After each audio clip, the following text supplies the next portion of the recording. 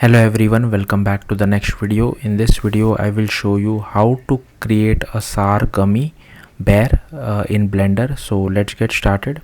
So firstly let me enable my screencast keys just to show it to you, so that whenever I press any kind of a keyboard shortcut, it should be visible to you on the left hand side bottom corner.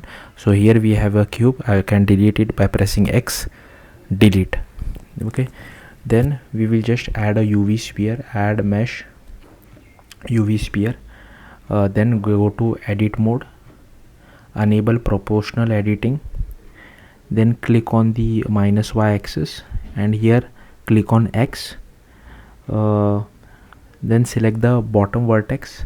So I'll just move it a little bit, zoom in a little, just select the bottom vertex. Okay, and I can just select this particular move tool and move it little bit up.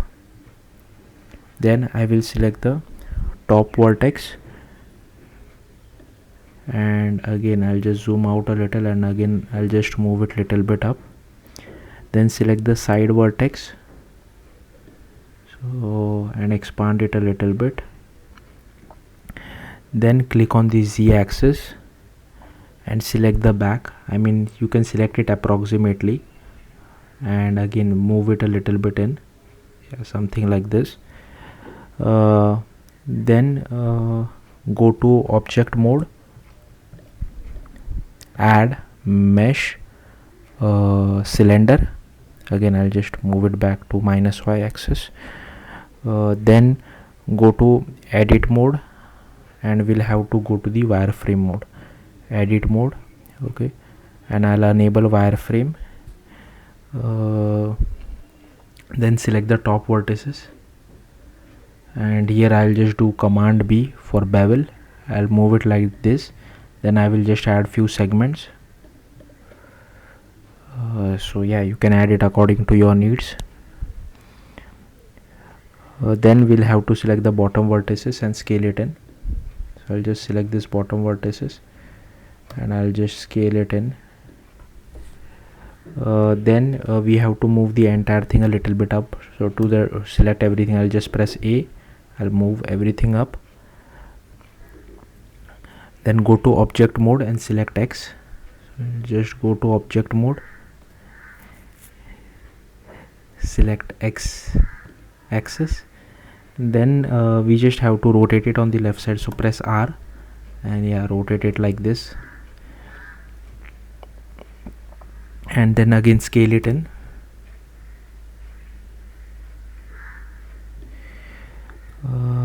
Then go to again -y axis and we have to move it to the leg position. So I can move it approximately to the leg position over here. Okay, I'll just go it sideways. I'll just move it little bit out. I'll scale it more, scale it down. Okay, and I'll add it like this. So yeah, this looks okay to me as a leg. If you want, you can rotate it a little bit as well, maybe on the Z axis. Yeah, Z axis. So something like this. So this is our leg. Then we need to add a mirror modifier. Go to modifiers, mirror, and here we'll have to select our sphere first. So here you can see it has automatically added it for me. Once we add the mirror modifier, we will do Shift D and we'll move it little bit up. So these are the hands. Now for hands, I'll just scale it little bit in, like scale it down and then move it little bit inside. So yeah, this looks like hands. If you're not happy with the legs, you can maybe scale it little bit outside as well, but I'll keep it for that for now. Okay, then we need to add a UV sphere. So add mesh, make sure you are in object mode, UV sphere, then move it little bit up. Okay, then again I'll just scale it little bit in, so maybe approximately around the head position, so something like this. Then we have to go to edit mode. Then you maybe again select the -y part and here you can select one of this and just add a little bit of cheeks select one of this, add little bit of cheeks, then move the head down a little bit. Again I can just select this one. Sorry, I'll just remove wireframe mode. Okay, I'll select this one and I'll move it little bit down and flat the back side. So again I'll just select this particular this three. Okay, and I'll just move it bit in. Then add a cylinder. Then again just go to object mode, add mesh, cylinder, then go to edit mode, then do SZ, scale it in. Yeah, approximately like this. I'll hide everything else just so that it's easy for me. Now I'll just select the face mode, select the top face mode, select the top face, as well as select the bottom face, both of them simultaneously. So shift it by pressing select both of them by pressing shift, and then just do command B to bevel it. So yeah, something like this looks okay to me. Then again go to object mode and then again unhide everything and move this particular cylinder something like this, scale it in, do RX90 and put it around the ear position. Again I'll just move it little bit in. Then once you do that, you again have to add a mirror modifier.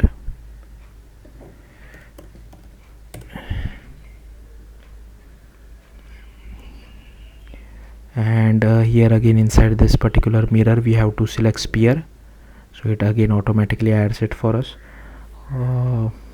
Okay, then we need to select the ear, hands as well as the legs and just press command J or control J to join them together. Then we apply all this mirror modifiers to them, then press the select by, make sure those other things are not unselected, make sure they are selected, and then press the face as well as the body and again press command J so that it has only one entire block.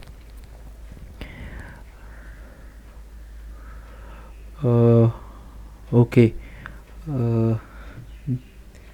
then I think we need to add a UV sphere, add mesh UV sphere. Okay, again I'll just size it little bit in. Okay, then I'll just move it around at the face level. Okay, then I'll just do SX, so something like this, then do SZ, scale it on this, then do SY as well. Okay, and I'll just do SX again,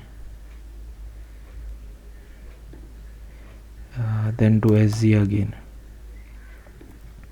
So make sure it is somewhere around the face. Again I'll just select this, I'll add it over here. Just maybe yeah, you can do it approximately. I'll do SZ again, sorry, not SZ, SY, yeah, so something like this looks okay to me.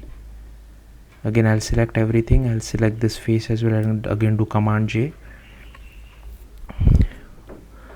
Okay, then we have to add a subdivision surface to the entire thing. So again add modifier, subdivision surface. I'll just make the levels as 2, I'll quickly apply it as well. Then we need to add a remesh. Okay, and inside remesh enable the smooth shading, and here you can change this value to maybe 0.05. Okay, once you do that, you can go to sculpting, and here just I'll just make sure I'll just save it, because I have noticed many a times Blender just crashes on me whenever I try to do this step. So just scroll down, select Dynamo Topo, then scroll down, make sure you keep on saving it, because I might forget to tell you that. Just change the detail size to 5, save it, then go to symmetry, click mirror X and click symmetrize. Then make sure once you have clicked symmetrize, make sure this X mirror is also selected. Then just go to draw, then select this inflate, and here just press Ctrl and keep on clicking it just to make it eyes like structure. I'm not good at shading but yeah, this looks okay to me. Maybe I'll just undo a little bit. Yeah, this looks fine. Then we can go to shading tab. Again, make sure you keep on saving it again and again. And inside shading we can click on this plus new. Okay, then I'll just move this material output little bit away. Then I'll click on add. I'll just search for volume absorption. I'll add it over here. Then I'll join the volume to this particular volume. Here you can select a color, maybe a red color looks fine to me. Then change the density to 5 as well.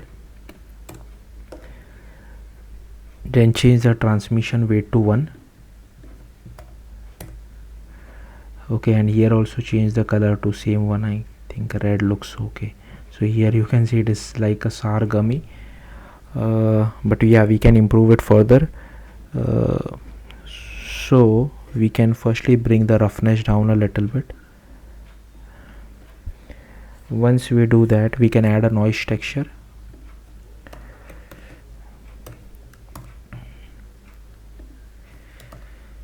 Okay, then we can join the add color of noise texture to normal of principal BHDF. Okay, once you do that, we had to add bump in between. I'll add a bump. I'll just put it in between, but here we have to add the color to the height, and I'll remove this particular thing. So yeah, here you can see it started looking like a SAR gummy. Then we need to add a color ramp between noise and bump. I'll just search for a color ramp and I'll just add it in here in between. Then change the scale of our noise texture to maybe 60. You can play around with this value. I'll just save it, and you can change the strength of bump to to 0.1. Okay, then so yeah, that's it. Now if you want, you can import it. One thing I want to tell you is many of you might be thinking about adding image texture, to bake this particular procedural texture inside the image texture. Like I have tried doing it, when like every time I do that, Blender crashes on me. I don't know why. I'll just quickly save this, so I'm not going to do that. But yeah, once you export it without doing that particular thing of baking in the texture inside image, the output looks little weird. It looks kind of like a plastic instead of a SAR gummy. So I just wanted to warn you on that. So but let me just export it. Export GLTF. Just go to data, mesh, click on apply modifiers and save it wherever you feel like. So here is my GLTF viewer, and I can just drag and drop this .glb file, and here you can see it kind of looks like a plastic instead of a SAR gummy. But yeah, it is what it is. At least in Blender it looks like a SAR gummy. So hopefully you got the point. That's it. Thank you for watching. Bye.